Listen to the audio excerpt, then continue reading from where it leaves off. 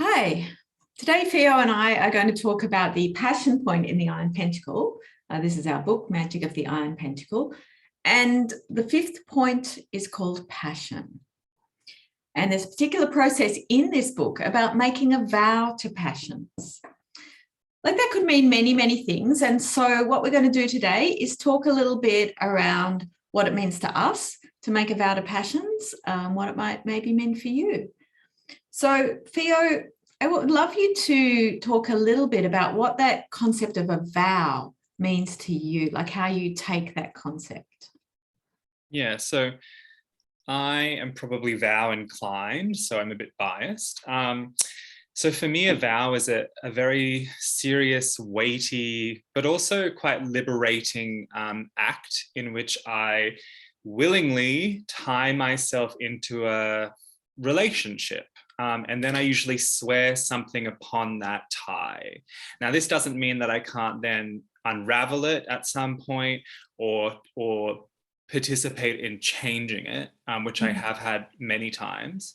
I have many vows in my life, and they don't feel like they weigh me down. They feel like they almost extend and anchor me. So I guess for me, a vow is like an oath, but it's also a bit more serious than that. For me, there's a texture there of relationship, of joyful or mutual obligation.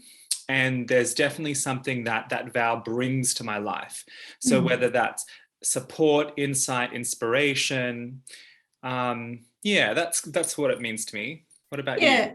Well, I think for me, there is an aspect where I'm just trying to think through my history, where for me, making a vow has really been acknowledging something that is already true.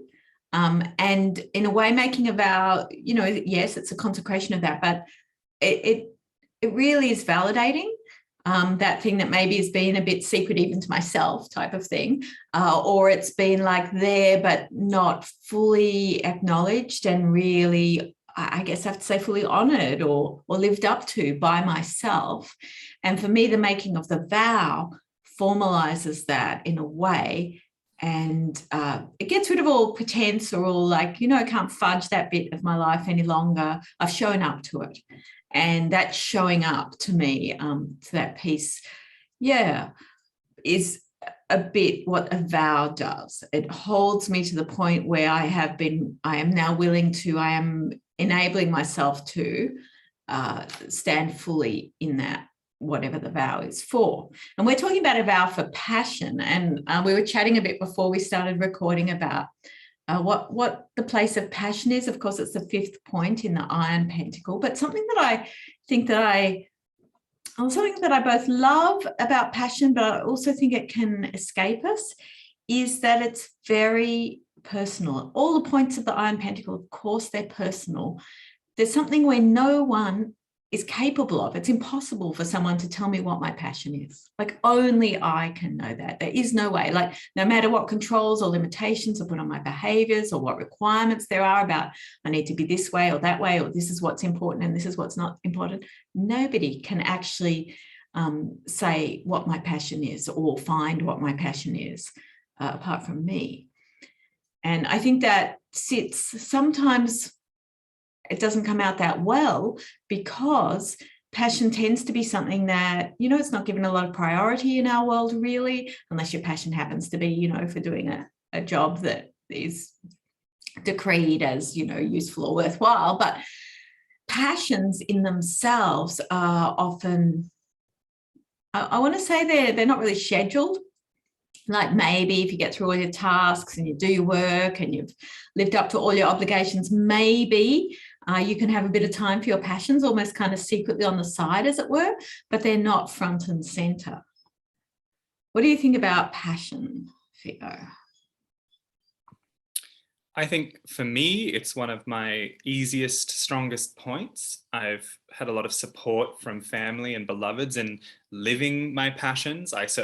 My profession is my passion. I feel very blessed, but also a lot of work. So I guess for me, passion doesn't always feel easy. Like I think about its root to suffer. And I think that there is a dangerous, almost incapacitating at times idea that even the overculture would want to sell us, which is like, if you're an artist or if you're doing something that's your passion, you're going to be poor, you're going to be suffering. And in some ways that's romanticized, and like we make film about it and story about that, the suffering artist. And I that's not how I take it. Surely that's there in the egregore, but I take it in a different way. One of my friends, Raven, one of our friends, Raven Stanfield, she talks about, with this point, what do I care about? And so I think about that. I think about, what am I willing to invest time and energy and finesse and skill and depth and sacrifice because I care so much about it. I care so much about this thing or this tradition or this practice or this idea or this relationship or this reality that I'm willing to put my life behind it. So, you know, I think there's a lot of people and ideologies out there that are like, what are you willing to die for? And so when I think of passion, I think, what am I willing to live for? Because I care so much about it. So that's where I'm at with that. And in fact, our essay in this segment of the book is called What Were You Born For? And what were you born to do? And that's like that living for it thing. But, and I think of those passions inside myself as, if I don't express this, no one else is ever going to be able to, because it is unique to me. And so, yeah, passion is the fifth point. Hopefully by now, if we've been working the Iron Pentacle, we've kind of got the energies and support running with us of sex and pride and self and power and all of those things feeding into this passion point and supporting it. And so we thought we'd do a bit like, rather than actually do the ritual now online, we thought we'd more do what we might call a ritual conspiracy, where we explain a bit about the ritual, the mechanics of it and some of its invitations, and send you off to maybe, or however you feel, to make it live. So there's a piece in this book, in this Making a Vow to Passion, on page 192, for anybody who cares to actually get the long version, where Fio, and I know that you wrote this piece, it's got your writing in it, about visiting your ancestors as a preliminary kind of part of creating this vow. Can you tell me a bit about that? Yeah, so I'm always in favor of accessing allies. I think that's wise. So, because I think there's always a lot more we can look at. So for me, that's about, like, specifically, it's about visiting ancestors of blood, of land, and of tradition and inspiration. And for me, that's about feeling into and perceiving and opening to listen. What did my ancestors live for? What were they passionate about? What would they have brought their whole life to? Because that affects me. The passions of my ancestors, of my DNA, of the land I'm in, and of the lands I carry, and of the things that inspire me, or the traditions that enrich my life, or the ancestors of inspiration. These actually do impact me all the time. So if I can have some trance experience, or felt sense experience, or artistic encounter with them, then I'm going to have some more, I guess, fodder to work with, or some more dynamism to work with, so that I can filter and enrich my own understanding of my own passion. Like, why am I doing this ritual, this vow to passion? I think that can be an amazing form of prep work. It could also look like you throwing the cards. It could also look like you taking an omen walk. You know, if you're someone who can walk, you can take like a half an hour to an hour and a half walk, where you ponder that, you hold that in your body. What am I doing this for? What am I doing this toward? And you can go and look at what the birds are doing, what the trees are doing, the wind, even the human conversation that you encounter. So really, that's the place for me. If I'm going towards some hefty piece of ritual work, I am probably doing several things in the days and weeks before, so that I turn up really powerfully and very just very focused, very honed. And I'm ready to kind of pop the top off and just go for it. So that's what that is about.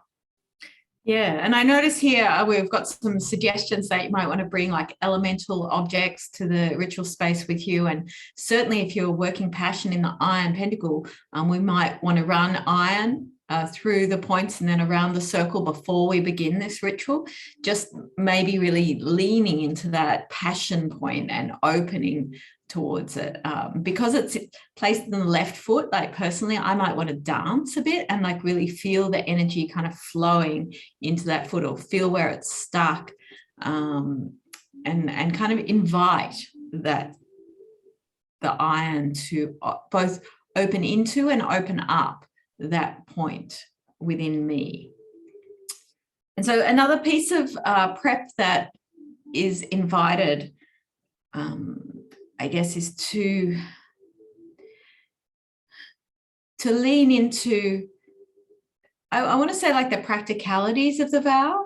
Like even though in an ecstatic state, I might be, you know, impelled to make some vow that would be impossible for me to live up to. Like, I'm going to write for 5 hours every day, from now till, you know, all of next year. I guess there's some, if the vow is not just an intention, but has an action associated with it, I personally want to lean into how that might look. You know, this is my vow, it's to my writing.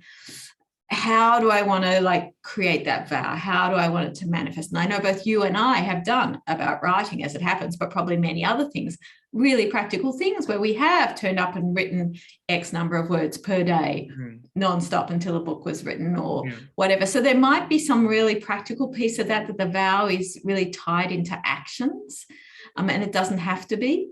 You know, it might be more of an etheric vow or an opening to passion type of vow. So I guess thinking or leaning into where we're at with where this vow is going, if it's not too vague, maybe you can phrase it better.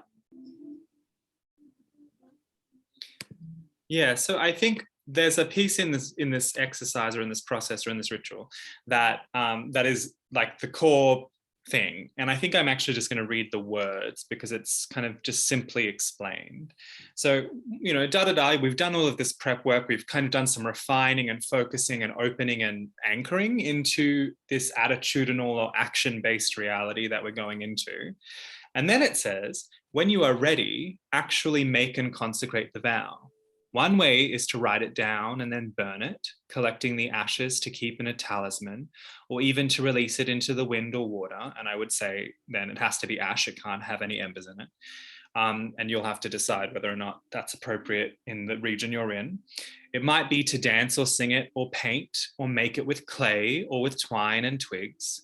Whichever way you decide, strengthen the vow through raising power and releasing it into the sealing of the vow, which by some miracle, we've also recorded for you previously. So you can access that. So that's really it. Like, you can make this ritual, you can dress this ritual, you can express it passionately in the way that is true for you. So that might look scaled down, that might look heavily ornate. You know, you'll have your style and way of doing ceremony, of stepping into liminal space and of accessing passion and accessing power. So really, this is your ritual. A lot of these processes, rituals, exercises in this book, they're scaffolded, they're structured, they have steps. We advise, we invite, but you can just ideally step or move right into it and just open with it. The whole point, I think, for me of Iron Pentacle work is, yes, shadow stalking, yes, kind of retrieving lost pieces or remembering things we forgot. But really, it's also about an encounter with the life force as we are unfolding all the time, and how to be more and more attuned and present with who we really could be or who we really are. So passion is in some ways one of the most beautiful expressions of that life force. And Jane Meredith said it, and so many other dancers and choreographers and politicians and scientists and parents and have said it, that really you are unique. Each one of us is ordinarily the same and also exquisitely unique. And really only you can do the thing you can do. So maybe don't stop that. Like maybe find ways that you can bring that out and treasure it and cherish it. And because that's really important that we have that in the world, because otherwise we won't. And that's kind of not great for us. And I think the whole the whole ritual, the whole magic of making a vow to oneself with oneself is really affirming of that, and really, you know, quite dangerous to the status quo in a variety of ways. And passion, this final point on the iron pentacle, like if we are working iron as we do this vow to passion, it's not just, we're not just doing it ourselves, like we're actually invoking the power of the iron pentacle with all of its magic to come in and support us and work with us there. And the other amazing thing about the passion point is it feeds back up to the sex point. So there's this kind of regenerative aspect in it where it completes the pentacle and begins the pentacle again. So there's that, I don't know, kind of dramatic finish to it. Yes. So we hope you might encounter or engage this in a way that is fitting for you. Yeah, go for it. Thanks, everyone. Thanks, Thank you. Jane Meredith.